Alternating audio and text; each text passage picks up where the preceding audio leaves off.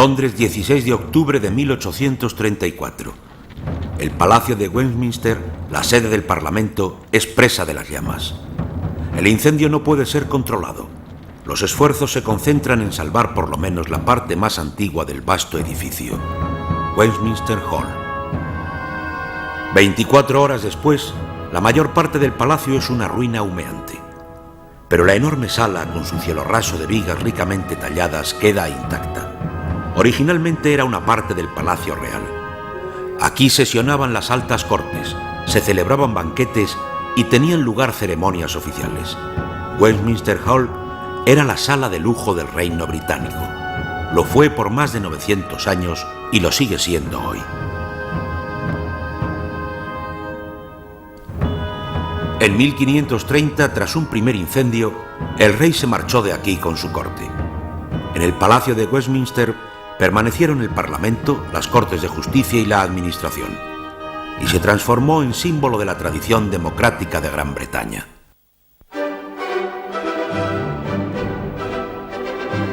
El Palacio de Westminster adquirió su forma actual tras el incendio de 1834.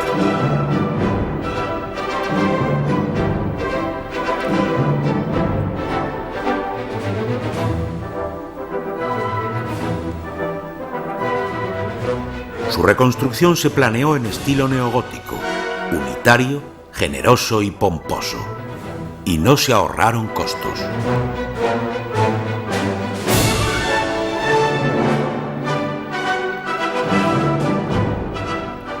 El elemento arquitectónico característico del Palacio de Westminster es el Big Ben. Esta es la Torre Victoria. Aquí se encuentra el archivo parlamentario.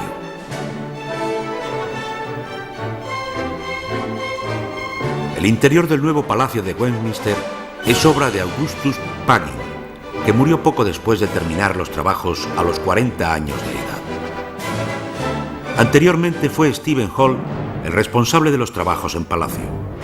Los parlamentarios se sentaban en sillas de cuero en la parte opuesta a la capilla. El mismo orden de asientos se conserva en la actualidad.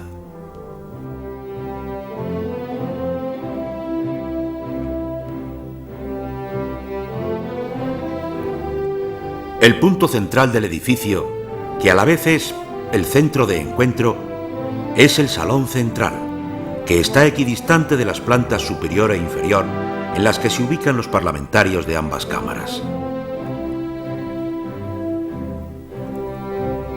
Atravesando un portal, se entra en la Cámara de los Comunes. En 1941, las bombas alemanas destruyeron por completo la sala de sesiones. En recuerdo de ello, en la reconstrucción se utilizaron algunas piedras de la vieja sala. A la derecha del portal se halla una estatua del ex primer ministro Lloyd George. A la izquierda vigila la entrada Winston Churchill. La sala de sesiones de la Cámara de los Comunes fue reconstruida después de la guerra de forma algo más simple que antes, pero sigue siendo impresionante. Aquí son votadas las leyes del Reino Unido.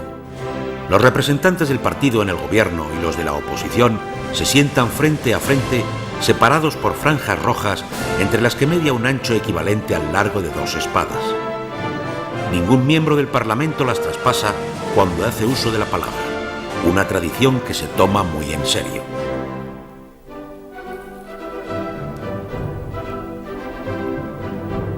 Una de las joyas del diseño victoriano es la cripta, que hasta hoy es utilizada por los miembros del Parlamento como capilla para bodas y bautismos.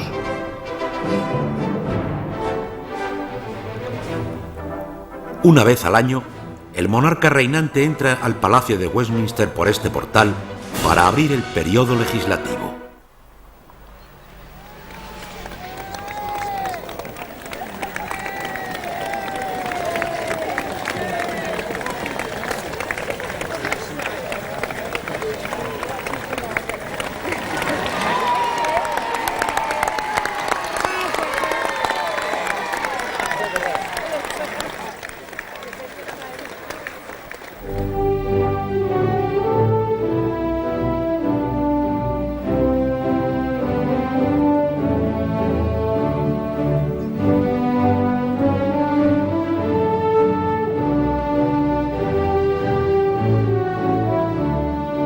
siguiendo un ritual solemne y exactamente preestablecido, la reina es acompañada primero hasta el vestuario, donde se pone la toga parlamentaria y recibe la corona.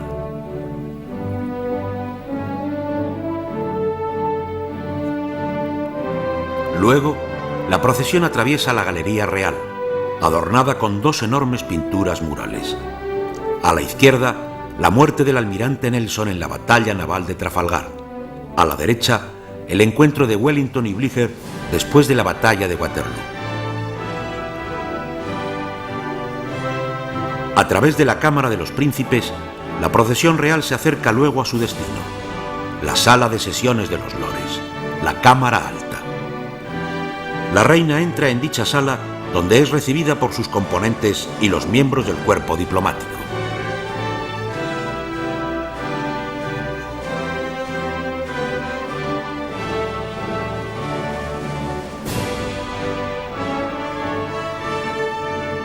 A las ceremonias oficiales solo asisten los parlamentarios acreditados.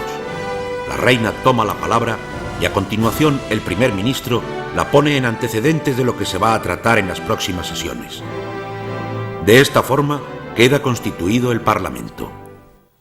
La iglesia parroquial de la Cámara de los Comunes es desde hace casi 400 años Santa Margarita, un templo pequeño pero elegante situado entre el edificio del Parlamento y la Abadía de Westminster.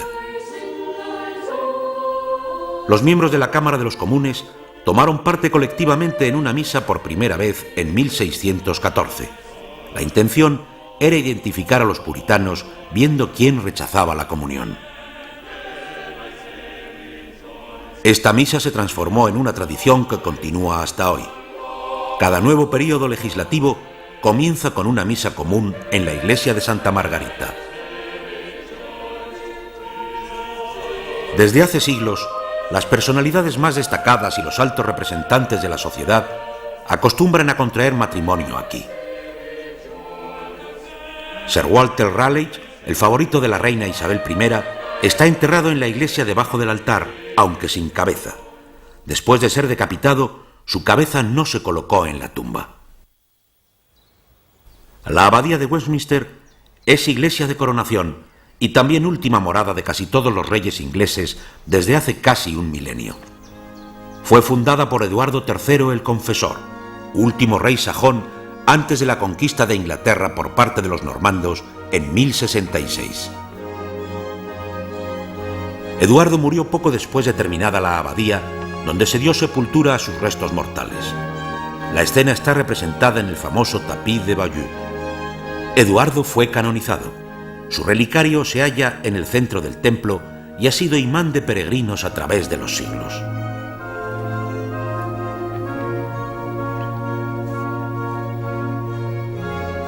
De la iglesia de Eduardo el Confesor, de estilo normando, no queda mucho, sin embargo. La abadía que hoy se ve comenzó a construirse en 1245 y fue terminada varios siglos después.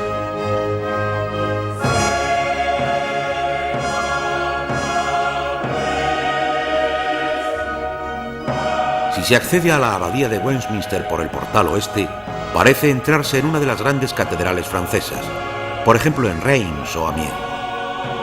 Los finos soportes y pilares góticos se elevan hacia la luz y el cielo.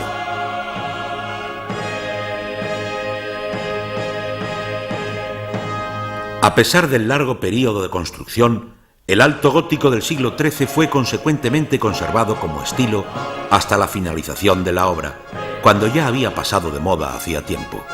El resultado es una perfecta armonía.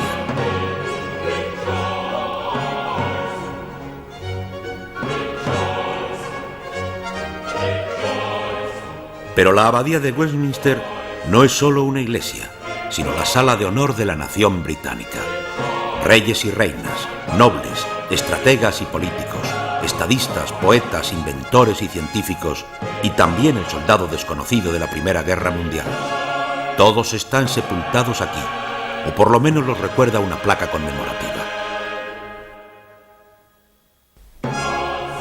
Winston Churchill, Isaac Newton, El Rincón de los Poetas, William Shakespeare,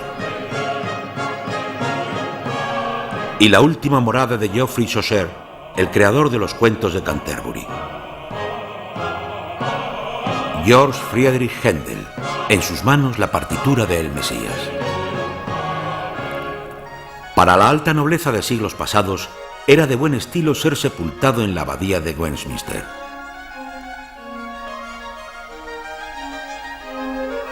Una feria de vanidades aún en la muerte.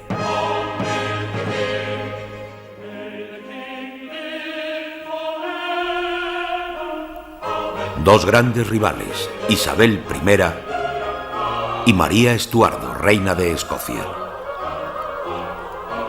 Desde Guillermo el Conquistador, todos los reyes ingleses menos dos fueron coronados en la abadía de Westminster.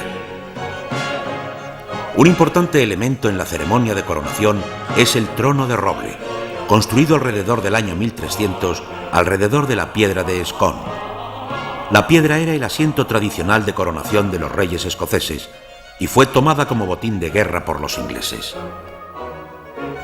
La joya arquitectónica de la abadía de Westminster es sin duda la capilla de Enrique VII. La espectacular bóveda del techo es la obra maestra incuestionada del gótico inglés tardío, llamado también estilo perpendicular.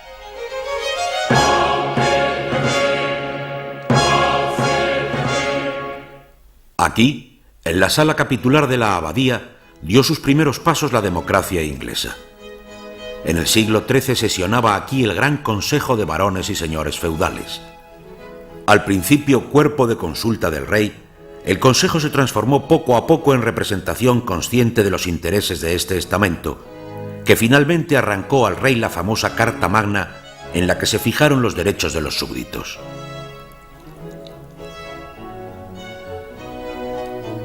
El Gran Consejo fue el origen del Parlamento inglés.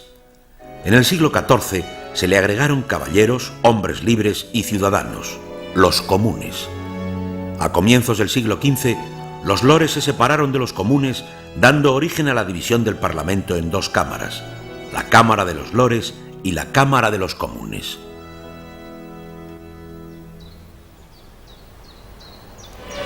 La abadía de Westminster no representa solo la tradición religiosa. La religión siempre tuvo un componente político y viceversa.